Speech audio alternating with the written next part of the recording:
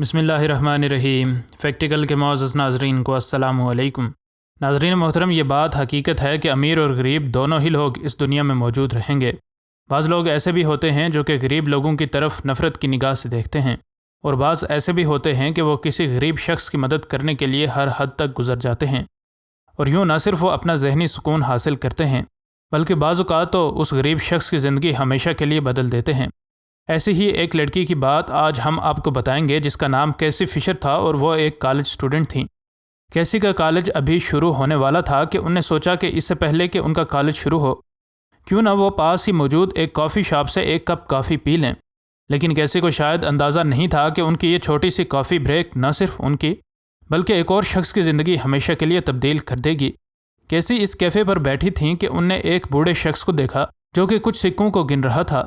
ظاہری وضاحت سے یہ شخص ایک بھکاری لگ رہا تھا، اور کیسی کو اس کے سکوں کو دیکھ کر اندازہ ہو گیا تھا کہ شاید اس کے یہ سکے مل کر بھی ایک کافی کی قیمت نہ ادا کر سکیں۔ اس لیے کیسی نے اس کی مدد کرنے کا سوچا اور اسے اپنے پیسوں سے ایک کافی اور کچھ ناشتہ لے کر دیا۔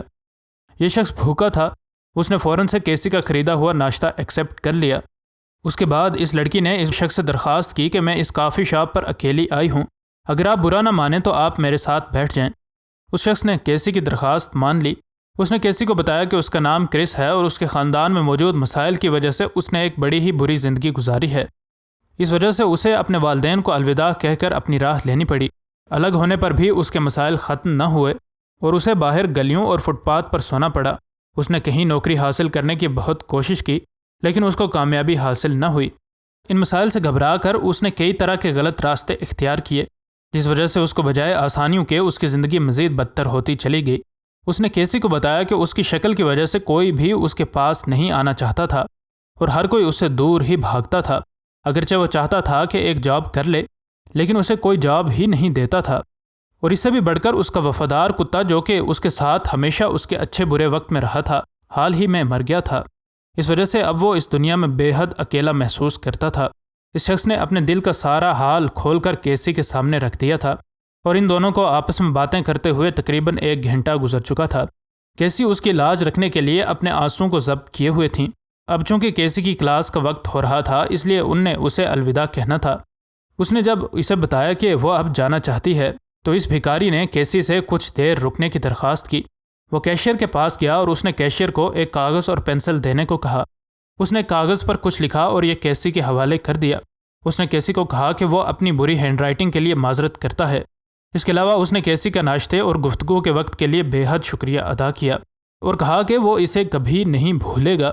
جب کیسی اس کیفے سے باہر آئیں تو ان نے اس کاغذ کو کھولا تو انہیں اندازہ ہوا کہ اس شخص نے کیسی کو اس ناشتے کی قیمت سے بھی بہت بڑا کچھ دے دیا جو کہ ابھی کیسی نے اس کے لیے ادا کی تھی۔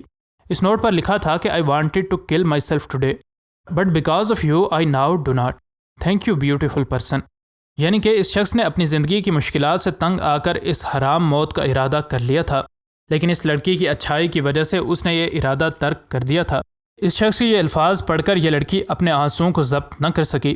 اس کہانی سے ہمیں یہ سبق تو ملتا ہے کہ کسی کے ساتھ چھوٹی سی کی گئی اچھائی ہو سکتا ہے کہ اس کا ایک دن تبدیل کر دے، لیکن بعض اوقات ایسا بھی ہو جاتا ہے کہ اس اچھائی کی وجہ سے اس شخص کی مکمل زندگی ہی تبدیل ہو جائے۔